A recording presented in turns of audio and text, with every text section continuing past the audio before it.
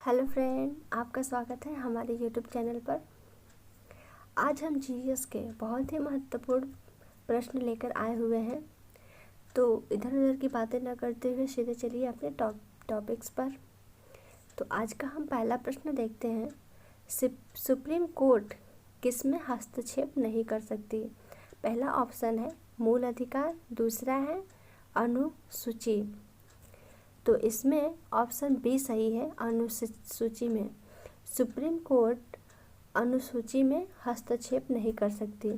जब हमारा संविधान बना था 10 अनुसूची थी, लेकिन बाद में संशोधन करके इसकी अनुसूचियों की संख्या बढ़ाई गई। अभी भारतीय संविधान में अनुसूची की संख्या है 12 और इस 12 अनुसूची में सुप्रीम कोर्ट हस्तक्षेप नहीं कर सकता, अर्थात इस पर सुप्रीम कोर्ट बहस नहीं कर सकता है। और इस प्रश्न में पहला ऑप्शन है मूल अधिकार। मूल अधिकार का रक्षक सुप्रीम कोर्ट है। सिंपल से हम बोल सकते हैं कि मूल अधिकार में सुप्रीम कोर्ट हस्तक्षेप कर सकती है, लेकिन अनुसूची में नहीं। इसके अलावा संविधान में जो नीति निर्देशक तत्व हैं, इस पर भी सुप्रीम कोर्ट कोई बहस नहीं कर सकता है, अर्थात नीति निर्देशक तत्व पर सुप्रीम कोर्ट हस्तक्षेप नहीं कर सकता है।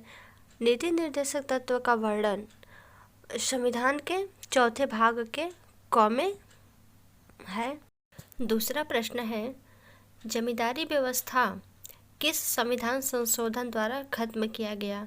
तो पहला ऑप्शन है प्रथम संविधान संशोधन और दूसरा ऑप्शन है 10वां संविधान संशोधन।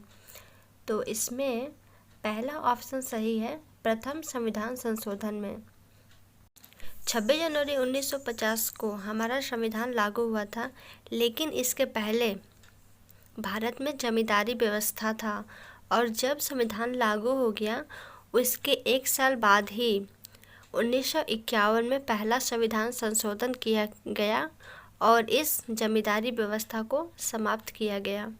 तीसरा प्रश्न है, भारत के नीति निर्देशक तत्व किस देश से लिया गया है? तो इसका पहला ऑप्शन है स्पेन, दूसरा है आयरलैंड। तो इसमें ऑप्शन बी सही है, आयरलैंड। भारत का नीति निर्देशक जो तत्व है वह आयरलैंड के संविधान से लिया गया है, लेकिन आयरलैंड स्वयं स्पेन से नीति निर्देशक तत्व लिया है, लेकिन हमने अपना नीति निर्देशक तत्व आयरलैंड से लिया हुआ है। आइए चौथा प्रश्न देखते हैं। सौरमंडल में ग्रहों की संख्या कितनी है? पहला ऑप्शन है ए, इसमें 9 है और दूसरा ऑप्शन है बी, इसमें 8 है।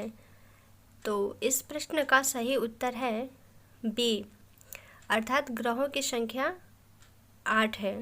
लेकिन पहले ग्रहों की संख्या 9 थी, जिसमें प्लूटो शामिल था। अब 2006 में प्लूटो को ग्रहों की संख्या में से निकाल दिया गया है, क्योंकि ग्रहों की जो परिभाषा है वह उसका पालन नहीं करता था।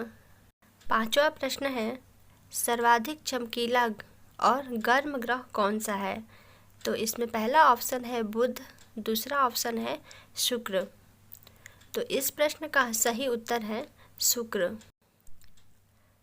अर्थात शुक्र सबसे ज़्यादा चमकीला और गर्म ग्रह है। शुक्र को पृथ्वी का भग्नी भी कहा जाता है और शुक्र को ही सांझ का तारा कहते हैं। तो आज के लिए बस इतना ही प्रश्न रखते हैं।